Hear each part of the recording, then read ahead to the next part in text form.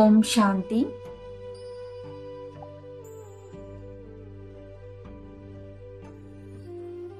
நன்றாக சௌகரியமாக அமர்ந்து கொள்வோம்.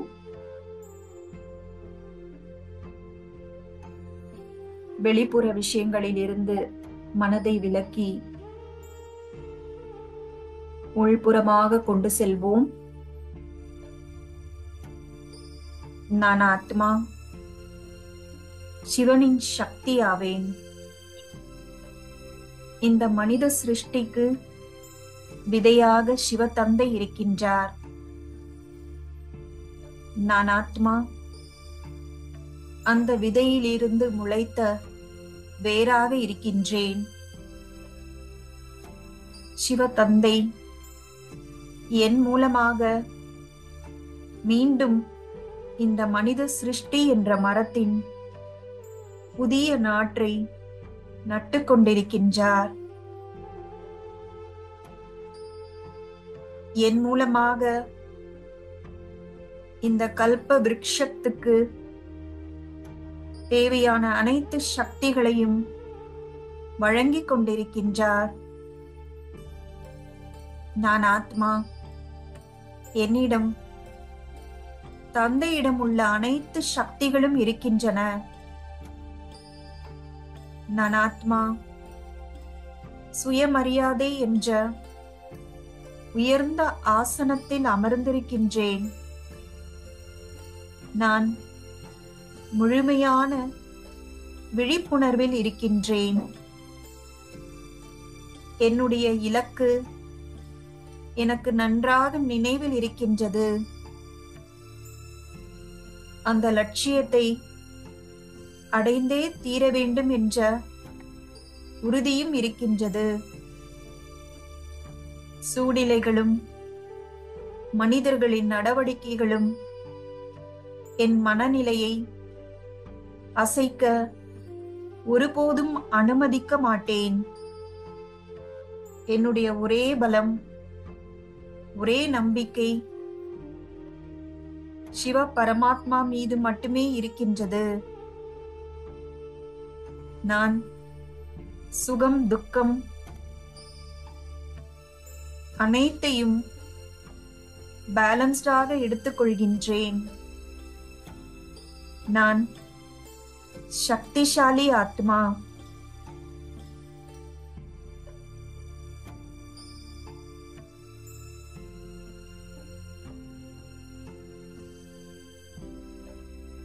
ஓம் சாந்தி.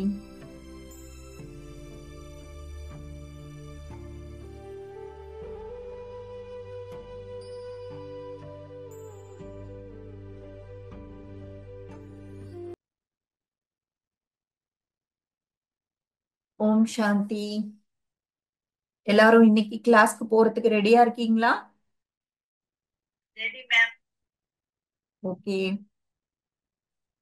இன்றைய நாட்கள்ல மனிதர்கள் ஒரு விஷயத்த முற்றிலும் மறந்துட்டாங்க. அது என்னன்னா, சுகம், துக்கம் ரெண்டுமே நமக்குள்ள இருக்கிற நல்லது மற்றும் நல்லதில்லாத குணங்களின் அடிப்படையில தான் இருக்கு அப்படிங்கிறத சுத்தமா மறந்துட்டாங்க. ஏன்னா தேக உணர்வுல இருக்காங்க.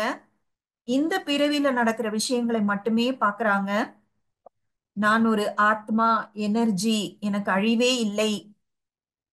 நான் பல பிறவிகளாக என்னுடைய கர்ம கணக்குகளை செட்டில் பண்ணாத பழைய கர்ம கணக்குகளை என்னோடவே கொண்டு வரேன் அப்படிங்கிறத மறந்துட்டாங்க. அதனாலதான் பரமாத்மா தெய்வீக குணங்களை தாரணை செய்ய வேண்டும், விகாரங்களை பினிஷ் பண்ணணும் அப்படிங்கிறதுல ரொம்பவே முக்கியத்துவம் கொடுக்கிறாரு. ஆனா இதை செய்யறதுக்கு நமக்கு சக்தி வேணும். நமக்கு நமக்குள்ள பாக்குறதுக்கு ரொம்ப தைரியம் வேணும். சோ நமக்குள்ள என்ன பலவீனங்கள் இருக்கு அதை ஏத்துக்கிறதுக்கு கூட நிறைய தைரியம் வேணும்.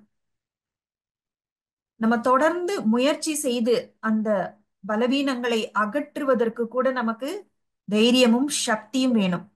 ஏன்னா வெளியில மத்தவங்க கிட்ட இருக்கிற குறைகளை பார்ப்பது ரொம்ப சுலபம். ஆனா நமக்குள்ள இருக்கிற பலவீனங்களை பார்க்கிறது ரொம்பவே கஷ்டம். அதனாலதான் நம்ம இந்த அஷ்ட சக்திகளை புரிந்து கொள்ளக்கூடிய அந்த ஒரு முயற்சியில இருக்கோம். இதன் மூலமாக நாம நமக்குள்ள இருக்கிற அந்த தெய்வீக குணங்களை நம்முடைய எண்ணம் சொல் செயல்ல எமர்ஜ் பண்ணணும். நம்முடைய பலவீனங்கள் விகார குணங்கள் அது எல்லாத்தையும் நம்ம மர்ஜ் பண்ணணும். அதற்காக நம்ம சக்திகளை பற்றி புரிந்து கொண்டு இருக்கின்றோம். அந்த வகையில ஆத்மாவோட முதல் சக்தி புலனடக்கும் சக்தி. இப்ப பாருங்க, நமக்கு வெளியில நிறைய விஷயங்கள் நடக்கும், ரொம்ப தவறான விஷயங்களும் நடக்கும். ஆனா ஒரு பொழுதும் நாம நம்முடைய பேலன்ஸை இழந்து விடக்கூடாது, நம்முடைய ஸ்திரத்தன்மையை இழந்து விடக்கூடாது. நம்முடைய கர்மேந்திரியங்கள், பேசுகிற இந்த வாய், பார்க்கிற இந்த கண்கள், கர்மங்கள் செய்கிற இந்த கைகள், இதெல்லாம் ஒரு பொழுதும் நம்முடைய கட்டுப்பாட்டை மீறி போகவே கூடாது. ஏன்னா நம்முடைய புத்திக்கு இப்போ எல்லா ஞானமும் தெரியும். நம்முடைய கர்மத்தின் மீது நம்முடைய கவனம் இருக்க வேண்டும். சோ ரொம்பவே அலர்ட்டாக, அவேர்னஸோட, விழிப்புணர்வோடு இருக்கணும். ஏன்னா நம்முடைய பழைய சமஸ்காரங்கள் ரொம்ப ஸ்ட்ராங்கா இருக்கு. பழைய சமஸ்காரங்கள்ன்றது துவாபர யுகத்திலிருந்து 63 பிறவிகளாக நாம பயன்படுத்தியது இல்லையா? அதனால அது ரொம்ப பலம் வாய்ந்ததாக இருக்கு. அதனால அது ரொம்ப ஈஸியா நம்மளோட கர்மத்துல வெளியே வந்துரும். ஆனா இப்ப நம்ம என்ன சொல்றோம்? நோ, எனக்கு நீ வேண்டாம். நமக்கு எப்பொழுதுமே நம்முடைய லட்சியம் ஞாபகத்துல இருக்கு. சோ அதனால நாம புலனடக்கும் அந்த ஒரு சக்திக்காக நம்ம என்னெல்லாம் பண்றோம்? சாட்சியாக இருந்து பார்க்கிறோம், விலகி இருந்து பார்க்கிறோம். சோ நம்ம முன்னாடி நிறைய சாய்ஸஸ் இருக்கு. நம்ம எப்பொழுதுமே ரெஸ்பாண்ட் பண்ணணும், ரியாக்ட் பண்ணக்கூடாது.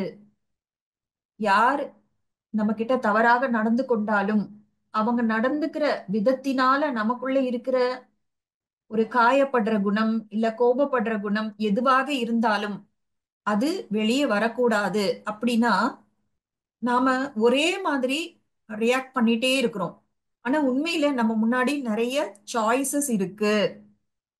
நம்ம எப்படி இந்த விஷயத்த பார்க்கணும், எப்படி இந்த விஷயத்த ஹேண்டில் பண்ணணும், எப்படி ரெஸ்பாண்ட் பண்ணணும், இது எல்லாத்துக்கும் நமக்கு நிறைய சாய்ஸஸ் இருக்கு. ஆனா சாய்ஸஸ் இருக்குங்கிறது முதல்ல நம்ம தெரிஞ்சுக்கணும். நம்ம நிறைய டைம்ல என்ன பண்றோம்னா, இவங்க இப்படி பேசினா நான் இப்படி தானே நடந்துக்க முடியும், இப்படி ஒரு விஷயம் நடந்தா நான் இப்படி தானே யோசிக்க முடியும் அப்படின்னு நம்மை நாமே லிமிட் பண்ணிக்கிறோம். ஆனா உண்மையில அந்த லிமிட்ல இருந்து நம்ம வெளியில வந்துடணும். இதுதான் எல்லைக்குட்பட்டது, எல்லைக்கு அப்பாற்பட்டதுன்னு சொல்றது. எல்லைக்குட்பட்டதுல நம்ம போயிடக்கூடாது. ஹம்? ஒரு தொலைநோக்கு பார்வையோடு நாமளே விலகி இருந்து பார்க்கும் பொழுது அந்த சூழ்நிலைக்கு நாம எத்தனை விதங்களில் ரெஸ்பாண்ட் பண்ணலாம் அப்படிங்கறது நமக்கு தெரிய வரும். சோ அந்த சாய்ஸ்ங்கிறது தான் நமக்கு கிடைத்த மிகப்பெரிய ஒரு வரப்பிரசாதம். அந்த சாய்ஸஸ நம்ம பயன்படுத்தணும். இந்த பாயிண்ட் எல்லாருக்கும் புரியுதுங்களா? நம்ம முன்னாடி சாய்ஸ் இருக்கு அப்படிங்கிற விஷயம், இந்த சாய்ஸ்ங்கிறது புரியுதுங்களா எல்லாருக்கும்? புரியுது சிஸ்டர். ஓகே. ம். சோ நாம நம்முடைய நடிப்பு, மற்றவர்களுடைய நடிப்பு எல்லாத்தையுமே விலகி இருந்து பார்க்கும் பொழுதுதான் நாமளே நம்ம வாழ்க்கைக்கு ஒரு டைரக்டர் மாதிரி நம்ம வேற வேற சாய்ஸஸ் கொடுக்கலாம். உண்மையிலேயே அந்த சினிமா ஷூட்டிங்ல எல்லாம் என்ன சொல்றாங்க? இப்படி நடிங்க, அப்படி நடிங்க, 4-5 விதமா ஷூட்டிங் பண்ணி வச்சுக்கிறாங்க. அதற்கப்புறமா எது வேணுமோ அதை யூஸ் பண்ணிக்கிறாங்க. அதே போல நம்முடைய நடிப்பை கூட நம்ம சாட்சியா இருந்து பார்க்கணும். நான் ஏன் இப்படி யோசிக்கிறேன், நான் ஏன் வேற மாதிரி யோசிக்க கூடாது, நான் ஏன் வேற மாதிரி ரெஸ்பாண்ட் பண்ணக்கூடாது அப்படிங்கிற மாதிரி நமக்கு நிறைய சாய்ஸஸ் இருக்குங்கிறத புரிஞ்சுக்கிட்டு அந்த சாய்ஸஸ நம்ம பயன்படுத்தணும். சோ எவ்வளவு நாம நம்ம மேல அட்டென்ஷன் வைக்கிறோமோ அந்த அளவுக்கு சூழ்நிலைகளும் மனிதர்களுடைய நடவடிக்கைகளும் நம் மீது எந்த ஒரு பாதிப்பையும் ஏற்படுத்த முடியாது. ஆனா நாம நம்ம மேல கவனம் வைக்கலனா நம்ம என்ன சொல்லுவோம்?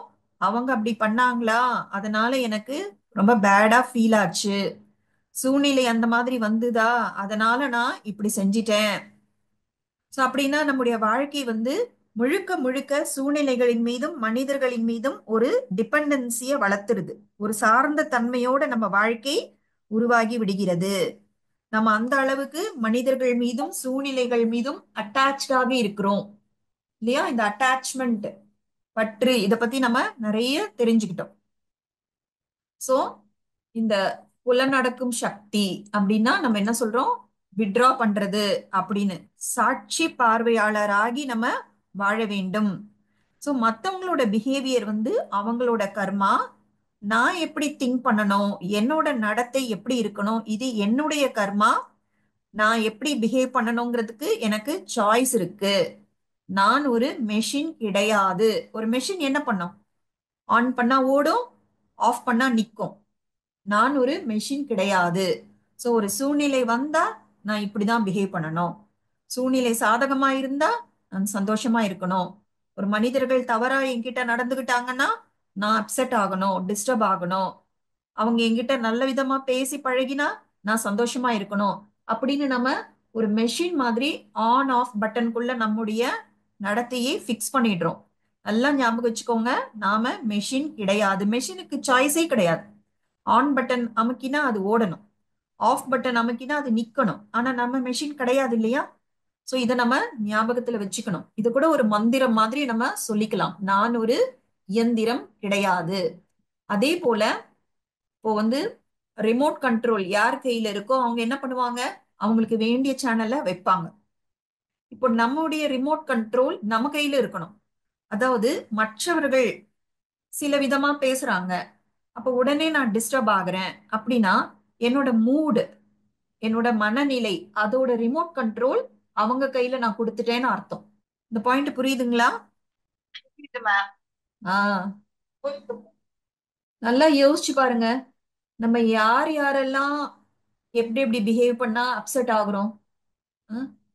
நம்ம வீட்ல வேலை செய்ய வரவங்க, நம்ம கீழே வேலை பார்க்கறவங்க, நமக்கு மேல இருக்கிற பாஸ் ஆக இருக்கட்டும், நம்மளோட கணவர், மனைவி, குழந்தைகள், வீட்ல இருக்க உறவினர்கள், ஃப்ரெண்ட்ஸ், இத்தனை பேர் கையிலயும் ஒரு ரிமோட்டை கொடுத்துருக்கோம். அவங்க பிரஸ் பண்ணா போதும், அதுக்கு ஏத்த மாதிரி சேனல் மாறிட்டே இருக்கு. அதாவது நம்மளுடைய மூட் மாறிட்டே இருக்கு. இது வந்து ரொம்ப பரிதாபமான ஒரு வாழ்க்கை. சோ அதனால மத்தவங்க எல்லார்கிட்டயும் நம்ம கொடுத்து வச்சிருக்கோம் பாருங்க ஒரு ரிமோட், அதை திரும்ப வாங்கிடணும். அப்படின்னா என்ன அர்த்தம்? அவங்க கிட்ட போய் பேசுறதுக்கு ஒண்ணும் கிடையாது. நான் என்னுடைய மனதின் ரிமோட்டை என் கையில தான் வச்சிருக்கேன், என் கண்ட்ரோல்ல தான் என்னோட மூடு இருக்கு அப்படிங்கிற அந்த உணர்தல், அந்த ரியலைசேஷன் நமக்குள்ள வரணும். ஓகேங்களா? சோ அடிக்கடி நம்ம மனசுக்குள்ள என்ன சொல்லிக்கணும்? சூழ்நிலைகளும் மனிதர்களின் நடத்தையும் என்னை டச் பண்ண முடியாது. நான் என்னுடைய ஒரிஜினல் குணங்களான தூய்மை, சாந்தி, அன்பு, அஹ், வெளியே என்ன விஷயம் நடந்தாலும் சரி, நான் என்னுடைய ஒரிஜினல் குணத்துல தான் இருப்பேன். இப்ப பாருங்க, ஒருவேளை நமக்கு கோபம் வந்ததுன்னு வச்சுக்கோங்க, இல்ல நம்ம மனசு காயப்படுதுன்னு வச்சுக்கோங்க, அந்த நேரத்துல நாம நம்முடைய அமைதியை, அன்பை, மகிழ்ச்சியை எல்லாத்தையும் இழந்து விடுகிறோம். ஏன்னா ரெண்டுமே ஒரே நேரத்துல இருக்கவே முடியாது. இப்போ இந்த பொம்மலாட்டம் பொம்மையெல்லாம் பார்த்திருப்பீங்கல்ல, அது வந்து மேல இருக்கிறவங்க எப்படி அசைக்கிறாங்களோ அதுக்கேற்ற மாதிரி அசையும், ஆடும், பாடும், எல்லாம் செய்யும். அப்போ நாம கூட அது போல ஒரு பொம்மலாட்ட கை பாவை மாதிரி நாம இருக்க கூடாது. சோ வரக்கூடிய நம்ம முன்னாடி நடக்கக்கூடிய விஷயங்கள், மத்தவங்களோட பிஹேவியர் எல்லாம் நம்ம எப்படி பார்க்கணும்னா, ஒருவேளை ரொம்ப மோசமா நடந்துக்கிறாங்கன்னா எப்படி நம்ம ஒரு கார்ட்டூன் ஷோவை பார்ப்போமோ அது போல நம்ம பார்க்கணும். அதாவது அவங்க ரொம்ப கோவமா பேசுறாங்கன்னா நம்ம அவங்கள பார்த்து சிரிக்கிறது அப்படின்னு அர்த்தம் இல்லை. ஒரு கார்ட்டூன் ஷோ வந்து அது எப்படி பார்ப்போம்? ஒரு விதமான அதுக்குள்ள போய் மூழ்குவது அப்படிங்கிறது இருக்காது. அது ஒரு மனோரஞ்சகமான ஒரு விஷயம், அவ்வளவுதான். அது வந்து ஒரு ஒரு என்டர்டெயின்மெண்ட் மாதிரி தான் நம்ம பார்ப்போம் இல்லையா? அதே போல மற்றவர்கள் தப்பு தப்பா பேசுறாங்க, தப்பு தப்பா நடந்துக்கிறாங்கன்னா அது ஒரு கார்ட்டூன் ஷோ மாதிரி தான் நமக்கு தெரியணுமே தவிர, அஹ், நம்ம மனசை பாதிக்கக்கூடிய ஒரு விஷயமாக அது நமக்கு படவே கூடாது. ஒரு ட்ரெயின்ல டிராவல் பண்ணும் பொழுது ஜன்னல் வழியா வெளியே வேடிக்கை பார்ப்போம்ல, அப்ப அதெல்லாம் என்ன? Side scene.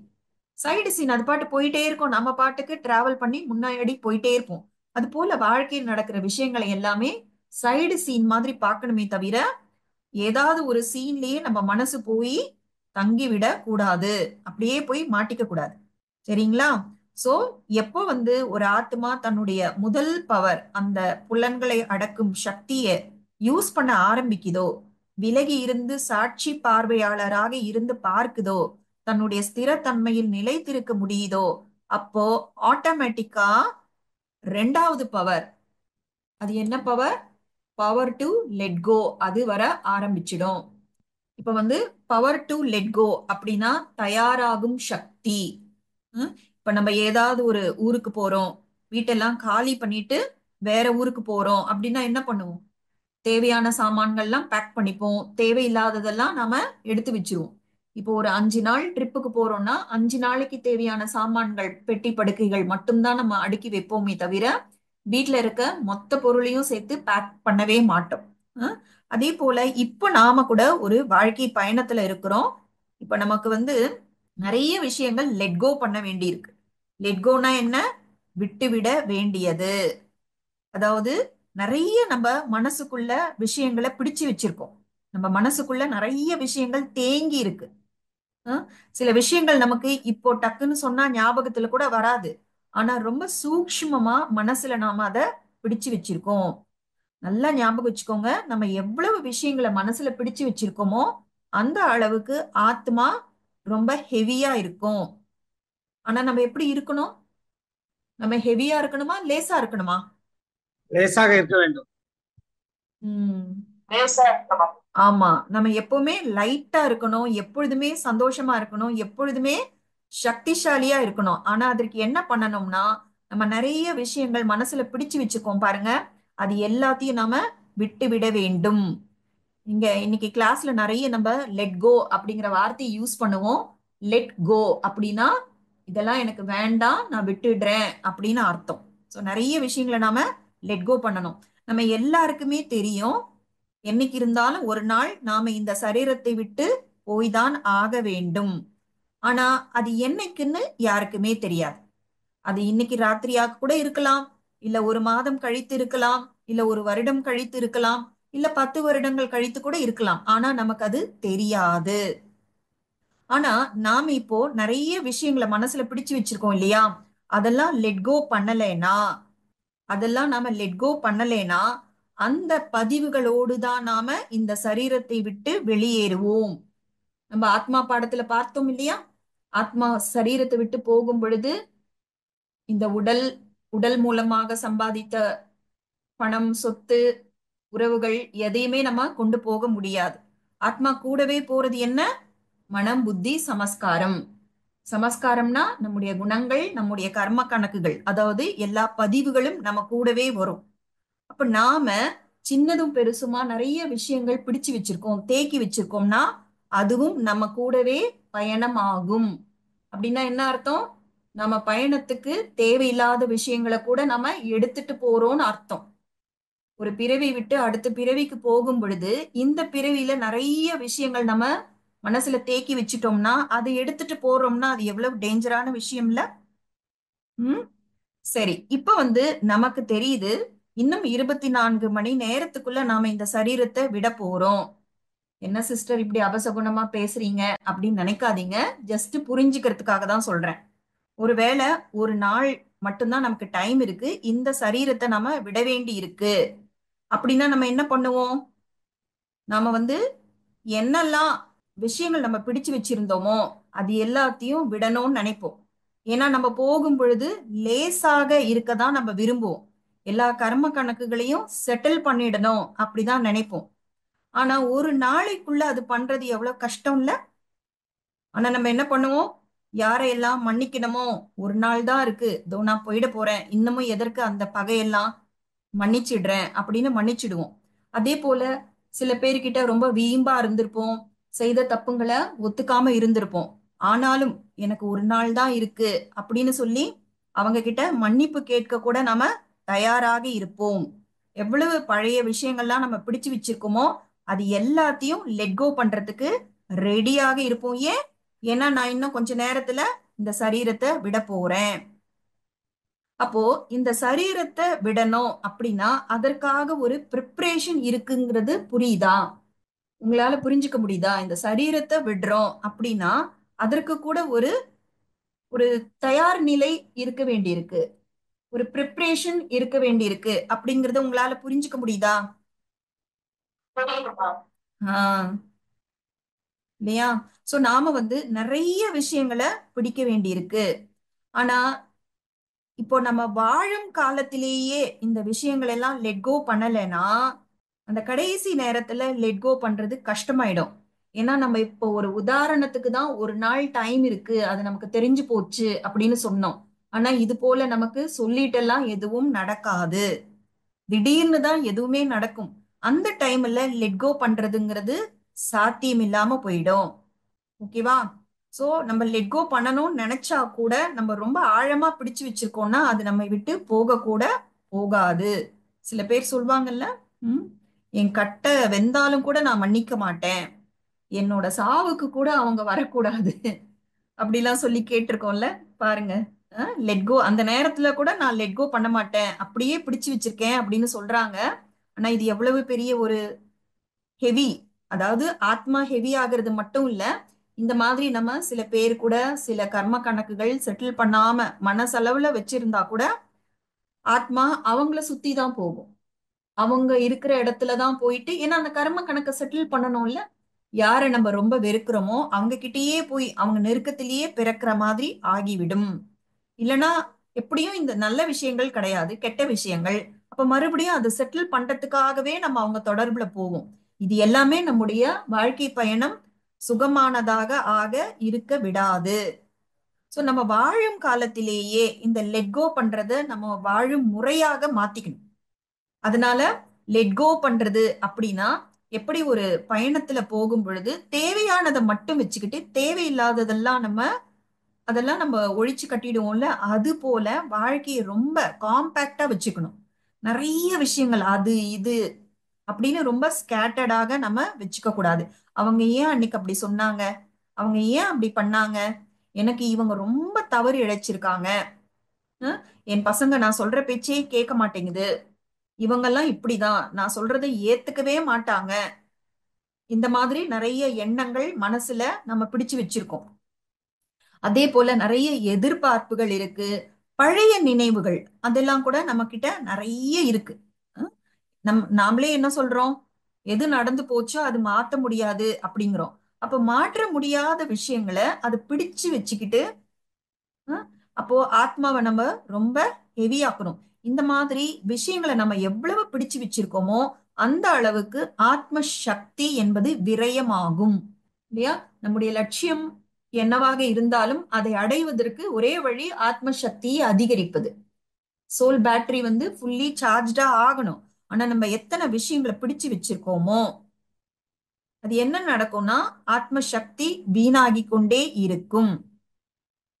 சோ முன்னாடிலாம் ஒரு காலம் இருந்தது, அப்ப ரொம்ப பெரிய தவறு செய்தவங்களை கூட மன்னிச்சிருவாங்க. ரொம்ப பெரிய தவறு செய்தால் கூட அவங்க சுலபமா மன்னிச்சிருவாங்க, மறந்துருவாங்க. சரிப்பா விடுப்பா, ஆனது ஆச்சு போனது போச்சு அப்படின்னுவாங்க. ஆனா இப்போ நாளுக்கு நாள் ஆத்ம சக்தி குறைந்து வருவதால என்ன நடக்குதுன்னா சின்ன சின்ன தவறுகளை கூட நாம மன்னிக்க தயாராக இல்லை. என்னெல்லாம் மனிதர்கள் சொல்றாங்க, நான் இந்த ஒரு விஷயத்த மறக்கவே மாட்டேன், இல்லையா? சோ இப்ப எல்லாம் என்ன நடக்குதுன்னா ஒரு வாட்ஸ்அப்ல ஒரு மெசேஜ் போடுறோம், அதை அவங்க பார்க்கல, ப்ளூடிக் வரல அப்படின்னா கூட அப்செட் ஆயிடும். நாம போட்ட மெசேஜுக்கு திருப்பி ஒரு பதில் கொடுக்கல உடனே கூட அப்செட் ஆயிடுது. இது எல்லாமே ஆத்மா ரொம்ப பலவீனமாக இருக்குன்னு அர்த்தம். சில பேர் இந்த சோசியல் மீடியால எல்லாம் நிறைய போஸ்ட் எல்லாம் போடுவாங்க, அதற்கு லைக்ஸ் கொடுக்கல அப்படின்னா கூட அப்செட் ஆயிடுறாங்க. அப்ப நானும் இனிமே அவங்க மெசேஜ்க்கு பதில் சொல்ல மாட்டேன், அவங்களோட போஸ்டுக்கு நானும் லைக் கொடுக்க மாட்டேன். ஸோ இந்த மாதிரிலாம் நம்ம சின்ன சின்ன விஷயங்களை கூட ரொம்பவே ஹோல்டு பண்ணி மனசுல வச்சுக்கிறோம். இது எல்லாமே ஆத்ம சக்தியை குறைக்கின்றது. சோ அதனால புலன்களை அடக்கும் சக்திக்கு அடுத்ததா நாம பாக்குற சக்தி லெட் கோ பண்ற சக்தி. ஏன்னா முதல் சக்தி வந்துருச்சுல நமக்கு, நம்ம சாட்சியா இருந்து பாக்குறோம், நம்மை நாமளே கவனிக்கிறோம், நம்ம இந்திரியங்கள்லாம் நம்ம கண்ட்ரோல்ல இருக்கு அப்படின்னா நம்மளால ஈஸியாக லெட் கோ பண்ண முடியும். நம்ம நம்முடைய கர்ம கணக்குகள் அனைத்தையும் செட்டில் செய்யணும். கர்ம கணக்குகளை பார்த்து நம்ம பயப்படக்கூடாது. உருவாக்கும் போது பயம் இருக்கணும். உருவாக்கினதுக்கு அப்புறமா அதை பயப்படக்கூடாது, அதை செட்டில் பண்ணிடணும். சோ எல்லா விஷயங்களையும் ரொம்ப எலாபரேட்டா, ரொம்ப விஸ்தாரமா நம்ம பார்க்க கூடாது. பரமாத்மா என்ன சொல்வாருன்னா, கடுகை மலையாக்காதீர்கள். சொல்லுவாங்கல்ல, கடுகு போல இருக்கிற விஷயத்த பேசி பேசி ஊதி ஊதி பெருசாக்காத அப்படின்னு சொல்லுவாங்கல்ல. ஆனா அதற்கு பதிலா என்ன செய்யணும்னா, மலையை பஞ்சு மாதிரி ஆக்கணும். மலைங்கிறது எவ்வளவு பெருசு, எவ்வளவு ஹெவி. மலை மாதிரி இருக்கிற விஷயத்த கூட நம்ம பார்க்கிற அந்த பார்வையின் மூலமாக பஞ்சு மாதிரி பார்க்கணும். பஞ்சு மாதிரி இருந்தா ஒரே ஒரு உஃப்னு ஊதினா அது பறந்து போயிடும்ல. சோ இந்த மாதிரி நம்ம வாழ்க்கையில நடக்கிற விஷயங்கள் எல்லாம் ரொம்ப பேசி பேசி பேசி ரொம்ப பெருசாக்க கூடாது. ரொம்ப பெரிய விஷயமா இருந்தா கூட அதை நம்ம சின்னதாக பார்க்க வேண்டும். அப்படி செய்தால் மட்டும்தான் நம்மளால லெட் கோ பண்ண முடியும். சின்ன வயசுல இருந்து நிறைய விஷயங்கள் நடக்குது. அதெல்லாம் கூட நம்ம மனசுல பிடிச்சு வச்சுக்கிட்டு அப்படியே தேக்கி வச்சிருக்கோம். யார்கிட்டயாவது போய் என்ன நடந்தது அப்படின்னு கேட்டா, என்ன சம்பவத்தை பத்தி நம்ம கேக்குறோமோ அங்கிருந்து கதையை ஆரம்பிக்க மாட்டாங்க. எங்கேயோ இருந்து ஆரம்பிப்பாங்க. நமக்கே ஒண்ணும் புரியாது. இந்த விஷயம் இப்ப நடந்ததா, எப்ப நடந்ததுன்னு கன்ஃபியூஸ் ஆயிடும். எங்க இருந்து எந்த காலத்திலயோ நடந்த விஷயங்கள்ல இருந்து ஃபைல் ஓபன் ஆயிடுது. ஏன்னா அந்த ஃபைல் எல்லாம் உள்ள ஹோல்டு பண்ணி வச்சிருக்கிறாங்க. இது எவ்வளவு பெரிய டேஞ்சர் இல்ல. சோ நம்ம லெட் கோ பண்ண வேண்டிய விஷயங்கள் என்ன அப்படின்னு பார்த்தோம்னா, நம்ம வாழ்க்கையில நிறைய மனசுக்கு வலி தரக்கூடிய பழைய சம்பவங்கள் நடந்திருக்கலாம். அது எல்லாமே இப்போ நம்ம கட்டுப்பாட்டில் இல்லை. அது ஆல்ரெடி நடந்து முடிஞ்சிடுச்சு. ஆல்ரெடி நடந்து முடிஞ்ச விஷயங்கள் நம்ம கட்டுப்பாட்டுல இருக்கா? அதை ஏதாவது செய்ய முடியுமா சொல்லுங்க? ஏதாவது செய்ய முடியுமா? ஒண்ணும் செய்ய முடியாதுமா. ஒண்ணுமே செய்ய முடியாது. கடந்த காலத்துல நடந்த எந்த விஷயத்தையும் நாம மாற்றி எழுத முடியாது. அது ரொம்பவே வலி தரக்கூடிய பழைய சம்பவமாக இருக்கும். ஆனா அது நம்ம கட்டுப்பாட்டுல இல்ல. அது ஆல்ரெடி நடந்துடுச்சு. அப்ப நம்ம அதை லெட் கோ பண்ணணும். அது சில பேர் நம்மள திட்டி இருப்பாங்க, அவமானப்படுத்தி இருப்பாங்க, நம்ம மேல பழி சொல்லியிருப்பாங்க, நமக்கு ஒரு துரோகம் பண்ணியிருப்பாங்க, நம்மளை ஏமாத்தி இருப்பாங்க. இந்த மாதிரி நிறைய விஷயங்கள் நடந்திருக்கலாம். அது எல்லாமே நினைத்து பார்க்கும் பொழுதே மனசுல ஒரு வலி வேதனை இருக்கும். ஆனா அதை நம்ம லெட் கோ பண்ணிடணும். இப்ப நம்ம வாழ்க்கையில சில விபத்துகள் நடந்திருக்கலாம். சில பேரை நம்ம இழந்திருப்போம். சில மனிதர்களை இழந்திருப்போம். இல்லைன்னா சில பொருளாதார நஷ்டங்கள் ஏற்பட்டிருக்கலாம். சோ அது எல்லாம் கூட ஆல்ரெடி நடந்து முடிஞ்ச விஷயம். அதையும் நாம லெட் கோ பண்ணணும். சில சமயம் நம்மள ரிஜெக்ட் பண்ணியிருப்பாங்க. அந்த நிராகரிப்பு நடந்திருக்கும். அதை நம்ம ஹோல்டு பண்ணி வைக்க கூடாது. அஹ் சின்ன வயசுல கூட சில நிராகரிப்புகள் நடந்திருக்கலாம். ஆனா அதெல்லாம் கூட ஹோல்டு பண்ணா அது ஒரு பர்சனாலிட்டிலேயே ஒரு டிஸார்டர் கிரியேட் பண்ணிடும். அந்த காயம் அப்படியே இருக்கும். நமக்கு புரியவே புரியாது. ஏன் இந்த மனிதர் இப்படி நடந்துக்கிறாங்க? ஆனா நம்ம அதற்கு ஒரு வாய்ப்பு கிடைச்சதுன்னா, ஏன்னா இதெல்லாம் கூட ஒரு ட்ரீட்மெண்ட் மாதிரி செய்யறாங்க.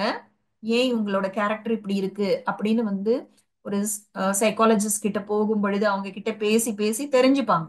சின்ன வயசுல ஒரு சின்ன ரிஜெக்ஷனா இருக்கும், ஒரு நிராகரிப்பு நடந்திருக்கும். அது மனசுல காயமா பதிஞ்சிருக்கும். அதனால அவங்களோட பர்சனாலிட்டிலேயே ஒரு மிகப்பெரிய ஒரு டிசார்டர் இருக்கும். இது சரியே பண்ணலைன்னா இந்த ஒரு வலியோட தான் அவங்க அடுத்த ஜென்மத்துக்கும் போவாங்க. இதெல்லாம் எவ்வளவு டேஞ்சரான விஷயம் பாருங்க, இல்லையா? சோ இந்த மாதிரி பழைய வலி தரக்கூடிய சம்பவங்கள் எல்லாத்தையும் நாம லெட் கோ பண்ணணும். எப்படி பண்ணணுங்கிறத அடுத்த ஸ்லைட்ல சொல்றேன். என்ன பண்ணணுங்கிறத மட்டும் இப்ப பார்க்கலாம். அதே போல நமக்கு எல்லார் மேலயும் எதிர்பார்ப்புகள் நிறைய இருக்கு. ஒரு ஹஸ்பண்ட்னா இப்படி இருக்கணும், ஒரு மனைவினா இப்படி இருக்கணும், குழந்தைகள்னா இப்படி இருக்கணும், ஒரு டீச்சர்னா இப்படி இருக்கணும், ஒரு பாஸ்னா இப்படி இருக்கணும். இந்த மாதிரி மனிதர்கள் மீது நிறைய எதிர்பார்ப்புகள் இருக்கின்றன. நம்ம ஒரு விஷயத்தை மறக்கவே கூடாது. இப்போ உலகம் கலியுகமாக இருக்கு. ஆத்மாக்களோட பேட்டரி ஆல்மோஸ்ட் டிஸ்சார்ஜா இருக்கு. நம்ம சத்தியுகத்துல இல்ல. நம்ம கூட இருக்கிறவங்க எல்லாம் சத்தியுகத்து தேவதைகள் கிடையாது. அதனால மனிதர்கள் மீது எந்த எதிர்பார்ப்புகளும் வைக்க கூடாது. சூழ்நிலைகளும் இப்படி நடக்கணும் அப்படி நடக்கணும் நிறைய பிளான் பண்றோம். ஆனா பிளான் பண்ண மாதிரி நிறைய டைம் நடக்கிறதே இல்லை. அதனால நம்ம பிளான் பண்ணலாம், நம்ம பாசிட்டிவா திங்க் பண்ணலாம், ஆனா எதிர்பார்ப்புகள் வைக்க கூடாது. அதே போல இச்சைகள், இந்த எல்லைக்குட்பட்ட இச்சைகள் நிறைய இருக்குல்ல. ம், நமக்கு என்ன தேவையோ அதை நம்ம தாராளமா சம்பாதிக்கலாம். ஆனா இந்த பெயர் புகழ் கிடைக்கணும், என் பேரை மென்ஷன் பண்ணணும், இது போல நிறைய இச்சைகள் இருக்கு. இந்த இச்சைகள் எல்லாவற்றையும் நாம லெட் கோ பண்ணணும். நம்ம உயர்ந்த லட்சியம் வைத்து எல்லாமே உயர்ந்ததா இருக்கணும். பல பிறவிகளுக்கு நமக்கு வரக்கூடிய ஒரு பாக்கியமான விஷயங்கள் மீதுதான் நமக்கு விருப்பம் இருக்கணுமே தவிர இந்த சின்ன சின்ன உடல் சார்ந்த இச்சைகளை எல்லாம் நம்ம லெட் கோ பண்ணிடணும். அதே போல நம்ம மூலமாக கூட சில தவறுகள் நடந்திருக்கலாம். அந்த தவறுகள்னால நமக்கு குற்ற உணர்ச்சி ஏற்படும். அந்த குற்ற உணர்ச்சியும் நாம லெட் கோ பண்ணிடணும். நிறைய பேர் என்ன சொல்லுவாங்கன்னா, நான் எப்படி இந்த தவறை பண்ணலாம், என் மூலமா எப்படி இந்த ஒரு விஷயம் நடந்தது, என் மூலமா இன்னொருத்தருக்கு ஒரு நஷ்டம் வந்துடுச்சே, இப்படி நிறைய குற்ற உணர்ச்சிகளை ஏற்படுத்துவாங்க. குற்ற உணர்ச்சி இருந்தாதான் அவங்க நல்ல மனிதர்கள் அப்படின்னு உலகத்துல சொல்றாங்க. ஆனா அது உண்மையே கிடையாது. குற்ற உணர்ச்சி வேண்டாம். என் மூலமா தவறு நடந்தது உண்மைதான், நான் நெக்ஸ்ட் டைம் ரொம்ப கேர்ஃபுல்லா இருப்பேன், மறுபடியும் அந்த தவறு நடக்காம பாத்துக்குவேன், அப்படிதான் நினைக்கணுமே தவிர உள்ள குற்ற உணர்ச்சிகள் எதுவுமே நாம வைத்துக் கொள்ள கூடாது. அதே போல நமக்கு மத்தவங்கள பத்தி நிறைய இமேஜஸ், நிறைய பிம்பங்கள் உருவாக்கி வச்சிருக்கோம். இவங்க இப்படித்தான், அவங்க அப்படித்தான். ஏன்னா நமக்கு அவங்களோட முன்னாடி சில விஷயங்கள் நடந்திருக்கலாம், சில அனுபவங்கள் நமக்கு ஏற்பட்டிருக்கலாம். அதை வச்சுட்டு அவங்க இப்படித்தான் அப்படின்னு நாமளே ஒரு முத்திரை குத்தி ஒரு லேபிள் ஒட்டி இந்த மாதிரி இருக்கக்கூடிய நாம உருவாக்கி வச்சிருக்கிற அந்த பிம்பங்கள் எல்லாவற்றையும் நாம லெட் கோ பண்ணிடணும். ஏன்னா இதெல்லாம் கூட நம்ம கூடவே வரும். அதே போல நம்மை பற்றி கூட சில பிம்பங்கள் நம்ம உருவாக்கி வச்சிருப்போம். நான் யாரு, நான் இப்படி ஆக்கும், நான் அப்படி ஆக்கும், அப்படிலாம் நம்ம நிறைய பிம்பங்கள் உருவாக்கி வச்சிருப்போம். அப்ப என்ன பண்ணுவோம்னா, மத்தவங்க நம்மள அந்த பிம்பத்துக்கு மேட்ச் ஆகுற மாதிரி ட்ரீட் பண்ணணும்னு நினைப்போம். அவங்க சாதாரணமாக ஏதாவது செய்தால் கூட, அவங்க தவறே கூட செஞ்சிருக்க மாட்டாங்க. ஆனா நம்ம பிம்பம் கிரியேட் பண்ணி வச்சிருக்கோம் பாருங்க, அது கூட மேட்ச் ஆகலைன்னா நம்ம என்ன சொல்லுவோம், இவங்க சரியில்லை, அவங்க பண்ற விஷயம் நமக்கு தவறாக இருக்கும். இந்த பாயிண்ட் எல்லாருக்கும் புரியுதுங்களா? இன்னொரு தடவை சொல்லுங்க மேம். அதாவது நாம சில இமேஜஸ் நம்ம கிரியேட் பண்ணி வச்சுக்கிறோம். இப்ப நான் எப்படிப்பட்ட குடும்பத்துல பிறந்திருக்கேன், நான் என்ன படிப்பு படிச்சிருக்கேன், எனக்கு எப்படிப்பட்ட வாழ்க்கை இருக்கு, நான் யாரு அப்படின்னு நம்மளை பத்தி ஒரு இமேஜ் கிரியேட் பண்ணி வச்சிருப்போம். அஹ் அப்ப யாராவது ஒருத்தவங்க நடந்துக்கிறாங்க, நம்ம கிட்ட சில விதமா பேசுறாங்க, ஆனா அவங்க பேசுற விதம், அவங்க நடந்துக்கிற விதம், நாம நம்மை பற்றி ஒரு இமேஜ் கிரியேட் பண்ணி வச்சிருக்கோம் பாருங்க, அதோட மேட்ச் ஆகாது. ஆனா அவங்க தப்பா ஒண்ணும் பேசல, தப்பா ஒண்ணும் நடந்துக்கல. ஆனாலும் நான் என்ன பத்தி என்ன ஒரு பிம்பம் கிரியேட் பண்ணி வச்சிருக்கேனோ அதன்படி அவங்க பேசல, அதன்படி அவங்க நடந்துக்கல, அப்படின்னா நமக்குள்ள மனசு காயம் ஏற்படும். அது நம்மளால விடவே முடியாது. நம்ம பார்த்தோம் இல்லையா, இந்த 4 விதமான எண்ணங்கள், மனசுல வீணான எண்ணங்கள், நெகட்டிவ் எண்ணங்கள்லாம் வராம இருக்கணும் அப்படின்னு நம்ம சொல்றோம். ஆனா இந்த காரணத்தினால நமக்குள்ள நிறைய எண்ணங்கள் வரும். பாரு அவங்க என்னை இப்படி ட்ரீட் பண்ணாங்க, பாரு என்கிட்ட இப்படி பேசிட்டாங்க, என்ன பார்த்து இப்படி ஒரு கேள்வி கேட்டுட்டாங்க. அவங்க சாதாரணமா கூட கேட்டிருக்கலாம், ஆனா நமக்கு அது தவறாகப்படும். ஏன்? ஏன்னா என்னை பற்றி நான் ஒரு இமேஜ், ஒரு ஃபால்ஸ் இமேஜ் கிரியேட் பண்ணி வச்சிருக்கேன். சோ இந்த மாதிரி பிம்பங்கள் ஏதாவது நம்ம கிட்ட இருந்ததுன்னா அதை நம்ம செக் பண்ணி லெட் கோ பண்ணிடணும். அதே போல நாம மத்தவங்கள பத்தி கூட ஒரு இமேஜ் கிரியேட் பண்ணி வச்சிருப்போம். அது கூட சரியானதாக இருக்கணும்னு அவசியமே கிடையாது. எல்லாமே பாசிட்டிவான விஷயமா உயர்வா இருந்ததுன்னா பிரச்சனையே இல்லை. ஆனா அது நெகட்டிவா இருந்ததுன்னா அது நம்முடைய கர்மத்தின் மீது ஒரு பிரபாவத்தை ஏற்படுத்தும். சோ நம்மளை பத்தியோ மற்றவர்களை பத்தியோ நாம உருவாக்கி வச்சிருக்கிற பிம்பம் என்ன நடக்கும்னா, நாம தவறு செய்தால் கூட அது நமக்கு தவறுனே தோணாது. மத்தவங்க தவறு செய்யலனா கூட நமக்கு அது தவறா படும். இப்ப எப்படின்னா, நீங்க ஒரு கலர் கண்ணாடி போட்டுக்கிட்டீங்கன்னு வச்சுக்கோங்க, அப்ப பாக்குறதெல்லாம் ஆஸ் இட் இஸ் தெரியாது இல்ல. மஞ்சள் கண்ணாடி போட்டா பாக்குறதெல்லாம் மஞ்சளா தானே தெரியும். அதே போல இந்த பிம்பங்கள் எது எப்படி இருக்கோ அதை அப்படியே காமிக்காம நமக்கு வேற மாதிரி ஒரு மாயையை தோற்றுவிக்கும். இப்ப புரியுதுங்களா இந்த பாயிண்ட்?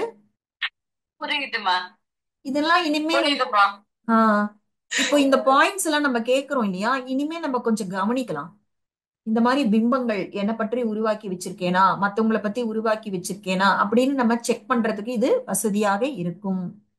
அதே போல நம்ம அடிக்கடி சொல்ற விஷயம் வந்து நம்ம விருத்தியில போயிட்டு நம்ம சேஞ்சஸ் கொண்டு வரணும். என்னெல்லாம் தவறான நம்பிக்கைகள் நமக்குள்ள இருக்கோ, ஒரு நம்பிக்கை தவறுன்னு தெரிஞ்சா அதை லெட் கோ பண்றதுக்கு நம்ம தயாராக இருக்கணும். இல்லைன்னா அது கொண்டு போய் நம்முடைய பாக்கியத்தின் மீது ஒரு பெரிய பாதிப்பை ஏற்படுத்தும்.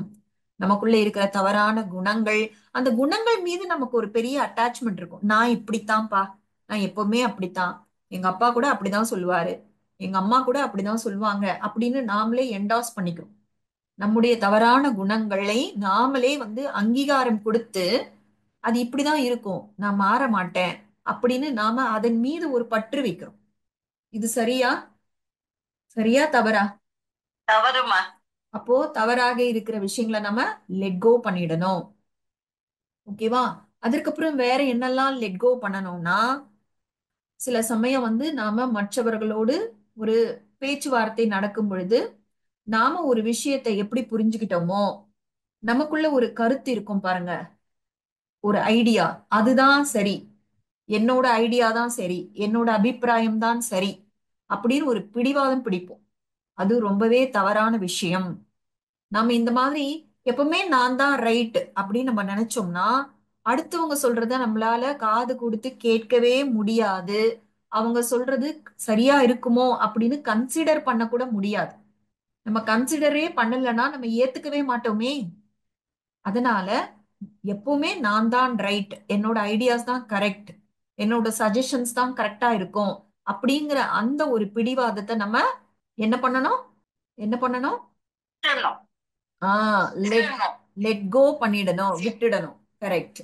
ஓகேவா? சோ நாம மற்றவர்களை பார்க்கிற பார்வை தவறாக இருந்தாலும் அதையும் லெட் கோ பண்ணிடணும். சில சமயம் சுச்சுவேஷனை கூட நெகட்டிவாவே சில பேர் பார்ப்பாங்க, எல்லாத்தையும் நெகட்டிவாவே பார்ப்பாங்க. சோ இந்த ஒரு தவறான பார்வையை லெட் கோ பண்ணணும்.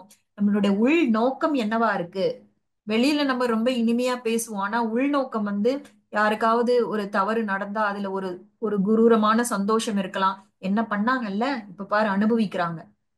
அந்த மாதிரி கூட நமக்குள்ள இருக்கக்கூடாது. ஏன்னா ஆத்மா கரையாகும், நம்முடைய ஆத்மா கரையாகுது. அதனால நம்மளுடைய உள்நோக்கத்தை செக் பண்ணணும். தவறாக இருந்தா லெட் கோ பண்ணிடணும். தவறான அபிப்பிராயங்கள் இருந்தா அதை லெட் கோ பண்ணிடணும். தவறான அபிப்பிராயங்கள்னா அந்த விஷயமே தவறு, அதனால நான் தவறா நினைக்கிறேன் அப்படி அர்த்தம் இல்ல. அப்படி சொல்லல. அதாவது நெகட்டிவான விஷயங்கள் உள்ள இருக்கக்கூடாது. மனிதர்களை பற்றி கூட பரமாத்மா என்ன சொல்றாருன்னா, நீங்க பார்க்கிற அந்த உயர்ந்த பார்வையின் மூலமா அவங்களுக்குள்ள மாற்றம் வருங்கிறார். ஆனா நாம என்ன சொல்றோம்? அவங்களே தவறானவர்கள் தான், அப்ப அதை அப்படியே நினைச்சா என்ன தப்பு? நான் சரியானதை தப்பா நினைச்சா தானே தப்பு, நான் தவறானதை தானே தவறுன்னு நினைக்கிறேன் அப்படின்னு நம்ம ஆர்கியூ பண்ணுவோம். ஆனா பரமாத்மா என்ன சொல்றாரு? மனிதர்கள் தவறாகவே இருந்தாலும் கூட நாம அவர்களை உயர்ந்த பார்வையில் பார்த்தோம்னா அதன் மூலமா அவர்களுக்கு சக்தி கிடைக்கும்ங்கிறார். சோ இந்த மாதிரி நமக்குள்ள இருக்கிற தவறான அபிப்பிராயங்கள் எல்லாத்தையும் நாம விட்டுடணும். சோ லெட் கோ பண்ண வேண்டியதெல்லாம் என்னன்னு பார்த்தோம். இப்ப இதை எப்படி லெட் கோ பண்றது அப்படிங்கறது தெரிஞ்சுக்கலாம். இப்ப நம்ம கிட்ட சில தவறா பேசுறாங்க, தவறா நடந்துக்கிறாங்க, நிந்தனை பண்றாங்க, இந்த மாதிரி எல்லாம் பாஸ்ட்ல நடந்திருக்கு அப்படின்னா இது எப்படி நம்ம லெட் கோ பண்ண முடியும்? ஏன்னா மனசு கேட்கும்ல, அன்னைக்கு அவங்க அப்படி பண்ணாங்களே, இப்படி ஒரு சம்பவம் என் வாழ்க்கையில நடந்துச்சே, இதற்கு இவங்க காரணமா ஆயிட்டாங்களே அப்படின்னு நம்ம நினைச்சா நம்ம என்னெல்லாம் சொல்லணும்னா, மனசுக்கு சொல்லி புரிய வைக்கணும். அன்னைக்கு அவங்களோட சமஸ்காரம் அப்படி இருந்தது. அஹ் அன்னைக்கு அவங்களோட சமஸ்காரம் அப்படி இருந்ததுனால அப்படி அவங்க நடந்துட்டாங்க. என் இடத்துல யாராக இருந்தாலும் அப்படிதான் நடந்திருப்பாங்க. நமக்கு சமஸ்காரத்தை பற்றின ஞானம் இருக்கு இல்லையா? ஒரு தடவை சமஸ்காரம் உருவாகிடுச்சுன்னா அந்த சமஸ்காரத்தின் படிதான் மனிதர்கள் நடந்து கொள்வார்கள். அப்போ அன்னைக்கு அவங்களோட சமஸ்காரம், அன்னைக்கு அவங்களோட மூட் அப்படி இருந்தது, அதனால அப்படி நடந்துகிட்டாங்க அப்படின்னு சொல்லி மனசுல வரக்கூடிய அந்த காயம் ஏற்படுத்தக்கூடிய எண்ணத்தை நம்ம லெட் கோ பண்ணிடணும். அதுக்கப்புறமா எனக்கும் அவங்களுக்கும் அந்த மாதிரி கர்ம கணக்கு இருந்திருக்கு, அதனாலதான் அன்னைக்கு அப்படி நடந்தது. அஹ் பரமாத்மா என்ன சொல்றாரு? இந்த நாடகத்துல எல்லாமே துல்லியமா நடக்குது, காரணம் இல்லாம எந்த காரியமும் நடக்கிறது இல்ல அப்படிங்கிறாரு. இந்த நாடகத்துல சும்மாவான ஏதோ ஒரு சீன் வர்றது கிடையாது. நல்லா நம்ம மனசுல பதிய வச்சுக்கணும். சும்மாவே எந்த காட்சியும் இந்த நாடகத்துல கிடையாது. சோ கர்ம கணக்கின்படி அன்று அப்படி நடந்தது. இதை நம்ம ஏத்துக்கணும். இந்த கர்ம கணக்குங்கிறது நம்மளோட மன காயத்துக்கு மருந்தா இருக்கும். ஆனா நம்ம அதை ஏத்துக்கிட்டாதான். அதை ரிஜெக்ட் பண்ணி அதை வச்சு ஒரு ஒரு அழுகை ஒரு வலியை கிரியேட் பண்ணோம்னா அது நம்ம ஞானி அப்படிங்கிறதுக்கு அர்த்தமே இல்லாம இவ்வளவு ஞானம் கிடைச்சதுக்கு பிரயோஜனமே இல்லாம போயிடும். ஓகேவா? இப்ப டாக்டர் கிட்ட போனா ஒரு கசப்பான மருந்து தானே தராங்க. அந்த கசப்பான மருந்தை சாப்பிட்டுதானே உடம்பு குணமாகுது. அது போல இந்த கர்ம கணக்கை அந்த தொண்டைக்குழியில இருந்து முழுங்கிடும். நீங்க முழுங்கிட்டீங்கன்னா அது உள்ள போய் டைஜஷன் ஆயிடும். ஜீரணம் ஆயிடுச்சுன்னா அது நமக்கு சக்தியை கொடுக்கும், நம்முடைய நோயை குணப்படுத்தும். அது போல இந்த கர்ம கணக்கை நம்ம ரொம்ப திறந்த மனசோடு ஏத்துக்கணும். எங்களுக்குள்ள அந்த மாதிரி கர்ம கணக்கு இருந்தது, அதனால அப்படி நடந்தது. இந்த மாதிரி நினைச்சு அந்த எண்ணத்துக்கு லெட் கோ பண்ணி விட்டுடணும். மறுபடியும் மறுபடியும் கிரியேட் பண்ணவே கூடாது. ஓகேவா? அதற்கப்புறமா நிறைய விஷயங்களை நம்ம என்ன சொல்லணும்னா, என்னால மன்னிக்க முடியும். அவங்க அப்படி பண்ண விஷயத்தை என்னால மன்னிக்க முடியும். ஏன்னா நான் சக்தி சொரூபமான ஆத்மா. இப்படி செய்யும் பொழுது நம்ம கர்ம கணக்கை செட்டில் பண்றோம். எப்ப நம்ம மன்னிக்கிறோமோ அப்ப நமக்கு கர்ம கணக்கு செட்டில் ஆகுது. நம்ம மன்னிக்கலைன்னா நம்ம மனசுல இருந்து நிறைய இப்படி பேசினாங்களே, நான் இந்த தவறு தானே செய்தேன், இந்த தவறுக்கு இவ்வளவு பெரிய ரியாக்ஷனா, இவ்வளவு பெரிய தண்டனையா, இப்படி நம்ம நினைக்க நினைக்க நம்ம புதிய புதிய கர்ம கணக்குகளை உருவாக்கிட்டே இருக்கோம். அதே மன்னிச்சிட்டோம்னா இதோட அந்த கர்ம கணக்கு செட்டில் ஆயிடும், ஃப்ரீ ஆயிடும். நம்மளோட வாழ்க்கை பயணம் இன்னும் சுகமா இருக்கும். ஓகேவா? சோ நமக்கு மனசுக்குள்ள இருக்கக்கூடிய எதிர்பார்ப்புகள் இச்சைகள் இதெல்லாம் என்ன பண்றது?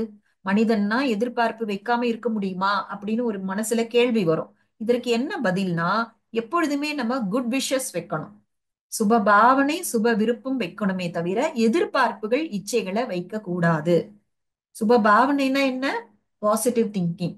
சுப விருப்பம்னா என்ன? Good wishes. நம்ம நம்ம மேல மத்தவங்க மேல சூழ்நிலை மீது இந்த மூன்றின் மீதும் நம்ம சுப பாவனை சுப விருப்பம் வைக்கணுமே தவிர எதிர்பார்ப்புகள் இச்சைகள் வைக்கக்கூடாது. எதிர்பார்ப்புகள் இச்சைகள் வைத்தா அங்க வலி ஏற்படுவதற்கு நிறைய வாய்ப்பு இருக்கு. அதே சுப பாவனை சுப விருப்பம் வச்சா அங்க வலி ஏற்படவே, ஒருவேளை அந்த விஷயம் நடக்கலனா கூட நமக்கு நஷ்டம் ஒண்ணும் இல்ல. நம்ம குட் விஷஸ் தானே வைக்கிறோம். ஆனா எதிர்பார்ப்பு வச்சுட்டு நடக்கலனா அங்க கண்டிப்பாக வலி வரும். ஓகேவா?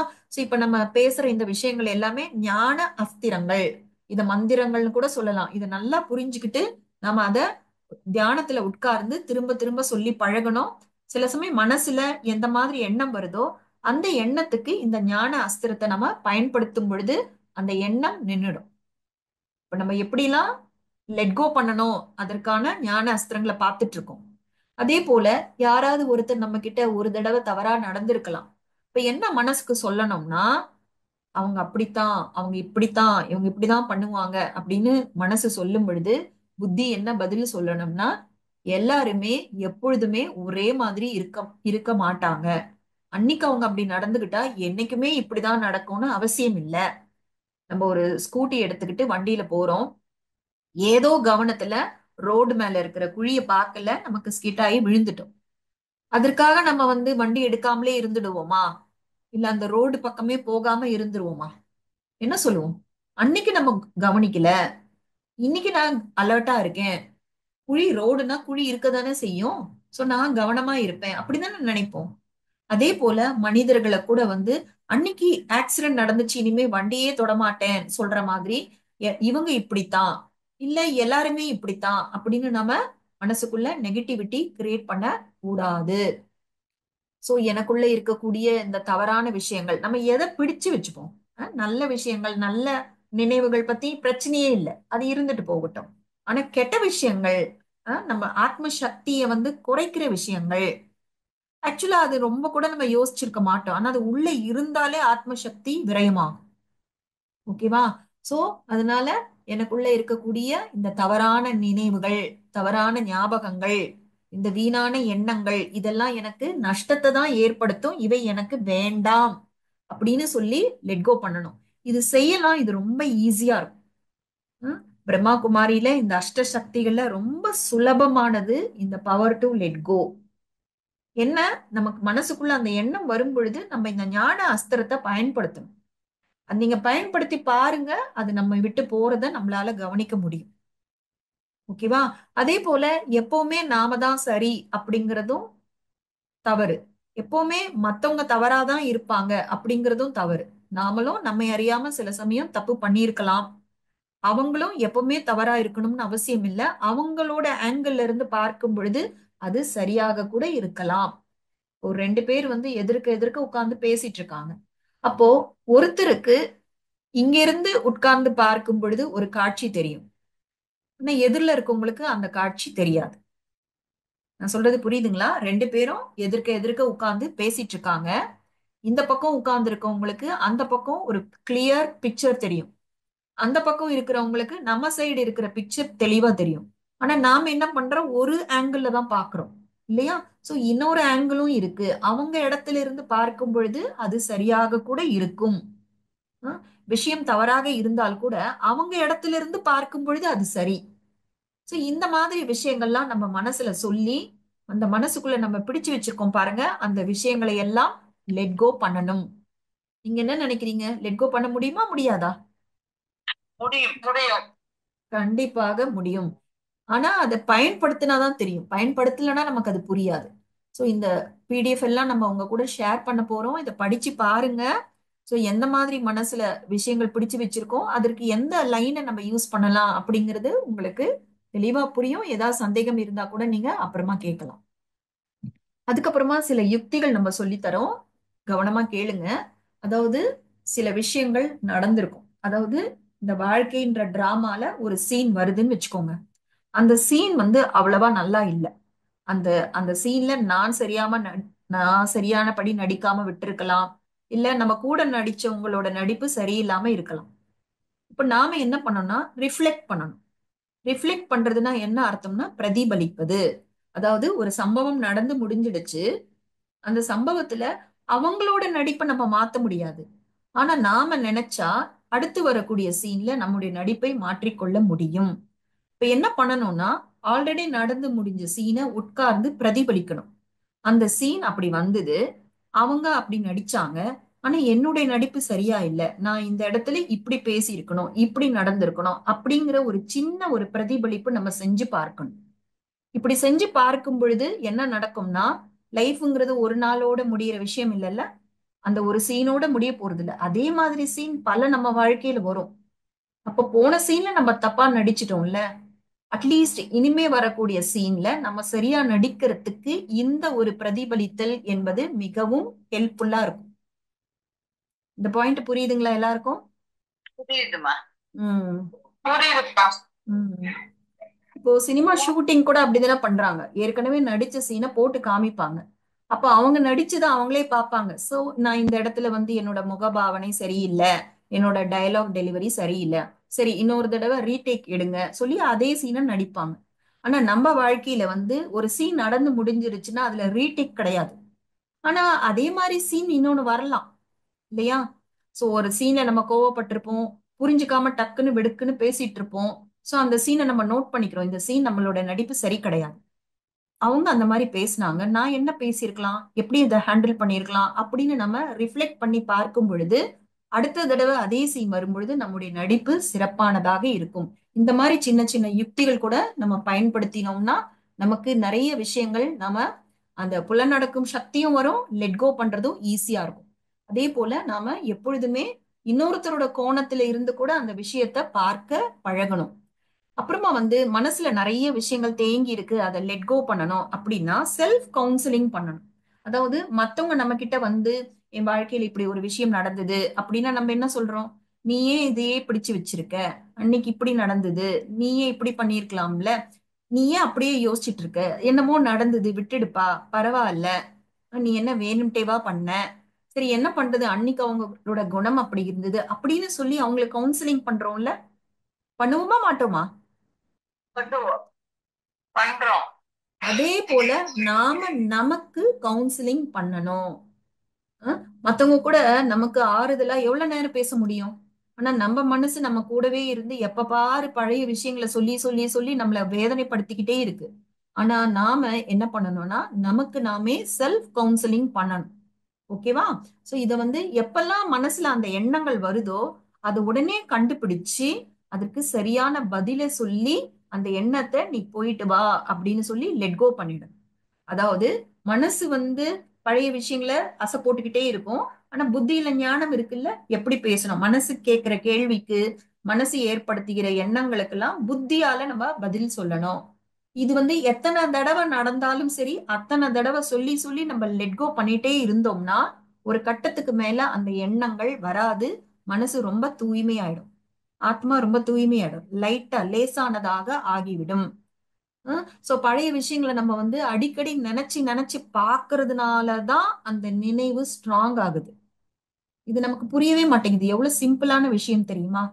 நம்ம மறுபடியும் நினைக்கிறதுனாலதான் அது ரொம்ப ஸ்ட்ராங் ஆகுது.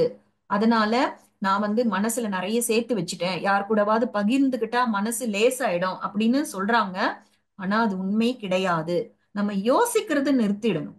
நம்ம யோசிக்கிறதுனால தானே வேற யாரையாவது தேடுறோம் அதை இறக்கி வைக்கிறதுக்கு.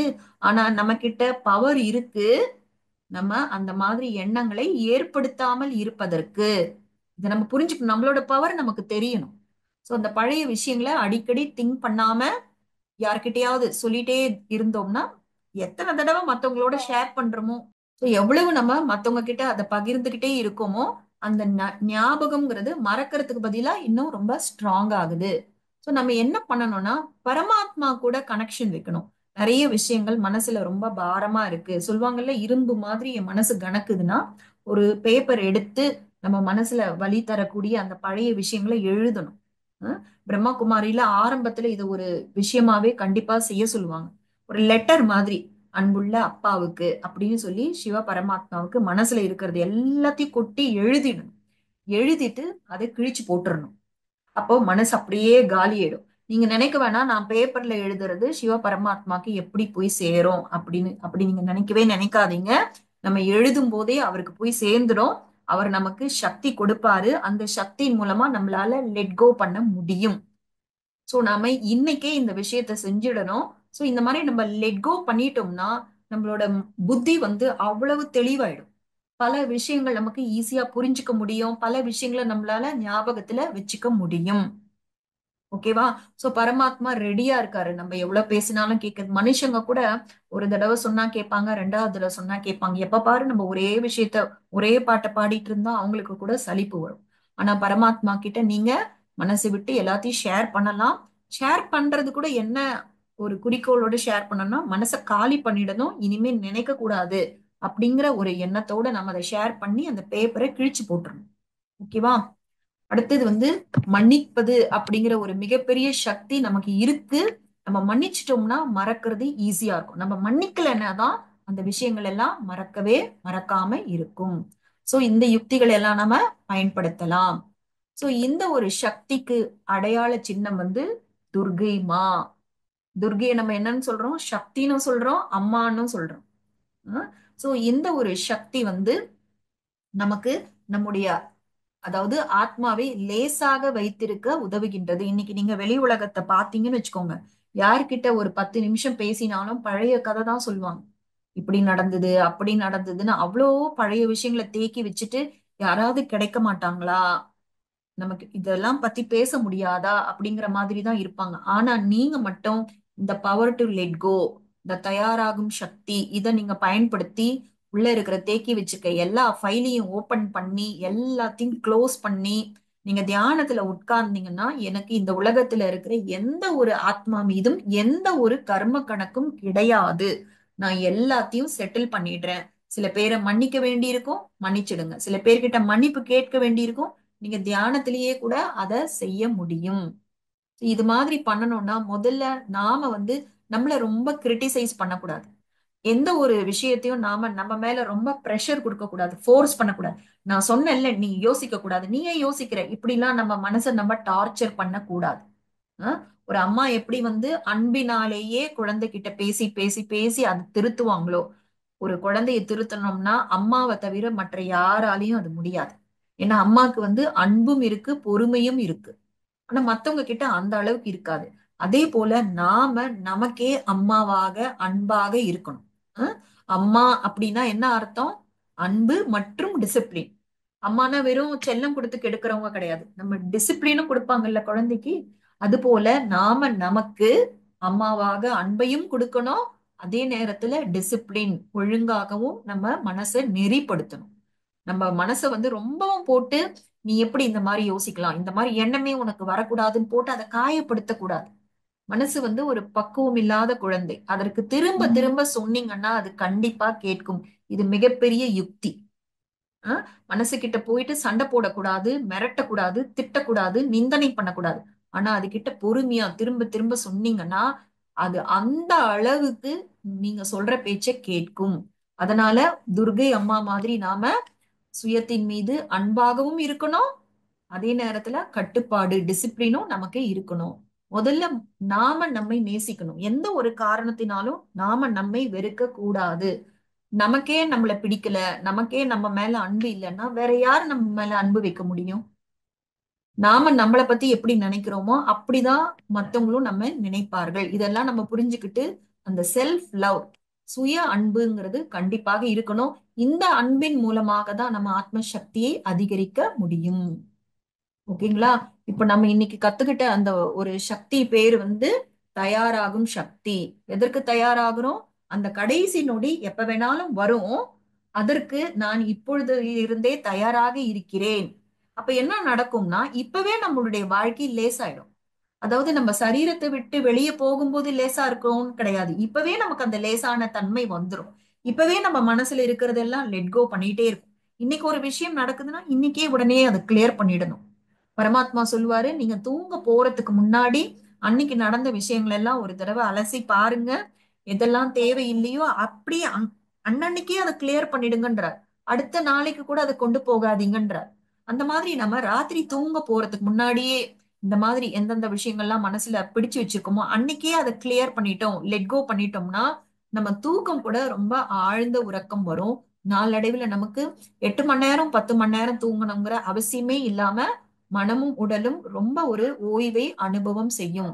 சோ உண்மையிலே இந்த art of dying, art of living ரெண்டுமே சேர்ந்து நடக்குது. நிறைய பேர் பாக்குறோம்ல, அந்த உடல் வந்து கெட்டு போயிருக்கும், அது வேலைக்கே ஆகாது, ஆனாலும் ஆத்மா உடம்பை விட்டு வெளியே போகவே போகாது. முதல் 2 நாள் எல்லாரும் சொந்தக்காரங்க எல்லாம் ரொம்ப கவலைப்படுவாங்க. அதுக்கப்புறம் இது எப்படா போகும் அப்படிங்கிற நிலைக்கு கூட வந்துருவாங்க. ஏன்னா ஆத்மா நிறைய விஷயங்களை பிடிச்சு வச்சிருக்கு. அந்த கர்ம கணக்குகளை செட்டிலே பண்ண மாட்டேங்குது. அதனால ஆத்மா வெளியே போக முடியவே இல்லை. சோ இந்த ஆர்ட் ஆஃப் டையிங்கும் ஆர்ட் ஆஃப் லிவிங்கும் உண்மையிலேயே நமக்கு ரெண்டுமே சேர்ந்துதான் நடக்குது. அந்த ஆர்ட் ஆஃப் லிவிங் நம்ம பழகிட்டோம்னா ஆர்ட் ஆஃப் டையிங் தானாகவே நடந்துவிடும். சோ அதனால நம்ம என்னெல்லாம் பிடிச்சு வச்சிருக்கோமோ அந்த பழைய கசப்பான விஷயங்கள், அஹ், கசப்பான சம்பவங்கள், வலி வேதனை தரக்கூடிய நினைவுகள், அஹ், நம்மை பற்றி மற்றவர்களை பற்றி உருவாக்கி இருக்கிற அந்த பிம்பங்கள், நம்ம கருத்து தான் கரெக்ட் அப்படிங்கிற பிடிவாதம், இது எல்லாத்தையும் நம்ம ஸ்வாஹா பண்ணிடணும். இதுதான் பவர் டு லெட் கோ. ஓகேங்களா? இன்னைக்கு நம்ம ஆத்மாவின் 2வது முக்கியமான சக்தி லெட் கோ பண்ணிட்டோம். சோ இந்த முதல் 2 சக்திகளும் வரும் பொழுதே நமக்கு அடுத்தடுத்த சக்தி ஆட்டோமேட்டிக்கா எமர்ஜ் ஆக ஆரம்பித்து விடும். சோ அன்னன்னைக்கு நம்ம பகிர்ந்துக்கிற விஷயங்களை அன்னன்னைக்கு நீங்க பிராக்டிஸ் பண்ணுங்க. அப்ப உங்களுக்குள்ள மாற்றம் வர்றத, நீங்க ஒரு சக்திசாலியா மாறுறத உங்களால எக்ஸ்பீரியன்ஸ் பண்ண முடியும். பரமாத்மாவோடு கனெக்ஷன் வச்சு அந்த சக்தியெல்லாம் நம்ம அடையணும். அத தியான பயிற்சி பண்ணுங்க அப்படின்னு சொன்னீங்க. நம்ம ஏற்கனவே கிளாஸ்ல மென்ஷன் பண்ணியிருக்கோம். பரமாத்மாவோட கனெக்ட் பண்ணணும்னா அவரோட ஃப்ரீக்குவன்சிக்கு நம்ம மேட்ச் ஆகணும். அப்ப அவர் எப்படி இருக்கிறாரோ அந்த அளவுக்கு ஃப்ரீக்குவன்சிக்கு நம்ம வரணும். அப்படிங்கிறதுனாலதான் நம்ம இந்த விஷயங்கள்லாம் பண்ணிட்டு இருக்கோம். எனக்குள்ள நிறைய பாரம் இருக்கு, நிறைய தவறான விஷயங்கள்லாம் இருக்கு அப்படின்னா ஒளி புள்ளியா அவர் இருக்கிறாரு. அந்த ஒளி புள்ளி மீது நம்முடைய கவனம் ரொம்ப நேரம் நிலைச்சிருக்காது. ஓகேங்களா? சோ இந்த விஷயங்கள்லாம் பண்ணிட்டே வாங்க. ஆத்ம உணர்வு அதிகரிக்கணும், ஆத்மா லேசா இருக்கணும், உள்ள இருக்கிற தவறான விஷயங்கள்லாம் நம்ம நீக்கிட்டே இருக்கோம். நம்மளால வந்து தியானத்துல ஒருமுகப்பட முடியுது அப்படின்னாதான் நம்மளால பரமாத்மாவோட ரொம்ப நேரம் அந்த தொடர்புலயே இருக்க முடியும். ரொம்ப நேரம் தொடர்புல இருந்தாதான் நமக்கும் எனர்ஜி கிடைச்சிட்டே இருக்கும். ஓகேங்களா? சரி, நாளைக்கு நம்ம இன்னும் ஒரு 3வது சக்தியை நம்ம தெரிஞ்சுக்கலாம். ஓகே, எல்லாரும் கம்ஃபர்டபுளா உட்காந்துக்கோங்க. ஓம் சாந்தி.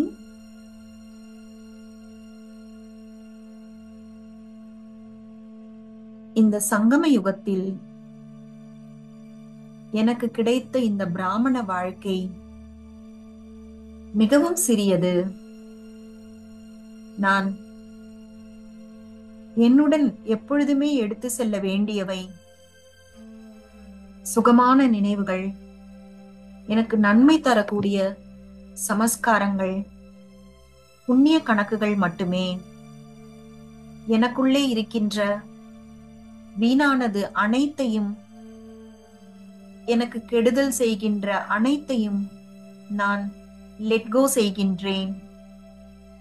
இந்த வாழ்க்கையில் எனக்கு நடந்த வலி தரக்கூடிய கசப்பான சம்பவங்களை நான் லெட்கோ செய்கின்றேன். மனிதர்கள் மீது, சூழ்நிலைகள் மீது எனக்கு இருக்கிற எதிர்பார்ப்புகளை நான் இப்பொழுதே லெட்கோ செய்து விடுகின்றேன். எனக்குள்ளே இருக்கிற அபிப்பிராயங்கள் தவறாக இருக்கும் பட்சத்தில் நான் அவற்றை லெட்கோ செய்கின்றேன். என்னை பற்றி நான் உருவாக்கி வைத்திருக்கும் பிம்பங்களை லெட்கோ செய்கின்றேன். மற்றவர்கள் மீது நான் பதிய வைத்துள்ள லேபிள்ஸ் இவற்றையும் லெட்கோ செய்கின்றேன். என்னுடைய கருத்து மட்டுமே சரி என்கிற அந்த பற்றை நான் லெட்கோ செய்கின்றேன். என்னுடைய தவற்றின் மூலமாக நான் உருவாக்கி வைத்திருக்கின்ற குற்ற உணர்ச்சிகளை லெட்கோ செய்கின்றேன். சமஸ்காரங்கள் பல காரணங்களால் உருவாகின்றன. அப்படி உருவான சமஸ்காரங்களினால் கர்மங்கள் நடந்து விடுகின்றன. இதை நான் புரிந்து வைத்திருக்கின்றேன். கர்ம கணக்குகள் படி சில சம்பவங்கள் நடக்கின்றன. இந்த புரிதலோடு நான் பழைய விஷயங்களை லெட்கோ செய்கின்றேன். என்னால் எவ்வளவு பெரிய தவறையும் மன்னிக்க முடியும். என்னிடம் அந்த அளவு சக்தி இருக்கின்றது. நான் ஆத்மா. நான் என் மீது மிகுந்த அன்பு கொண்டிருக்கின்றேன். ஒரு தாய் போல என்னுடைய மனதுக்கு புரிய வைத்து காயப்படுத்துகின்ற எண்ணங்களை நான் லெட்கோ செய்கின்றேன். நான் ஆத்மா துர்கை அம்மா போன்று சக்திசாலியாகவும் அன்பானவனாகவும் இருக்கின்றேன். நான் இந்த சரீரத்தில் வாழும் பொழுதே வாழும் கலையை அறிந்திருக்கின்றேன். சரீரத்தை விடும் பொழுது கர்ம கணக்குகள் அனைத்தையும் முடித்து பாரமான அனைத்தையும் சுமைகளையும் இறக்கி வைத்துவிட்டு லேசாக மகிழ்ச்சியோடு நான் வெளியே செல்லக்கூடிய அந்த ஆர்ட் ஆஃப் டையிங் அதையும் நான் அறிந்து வைத்திருக்கின்றேன். நான் சக்திசாலி ஆத்மா.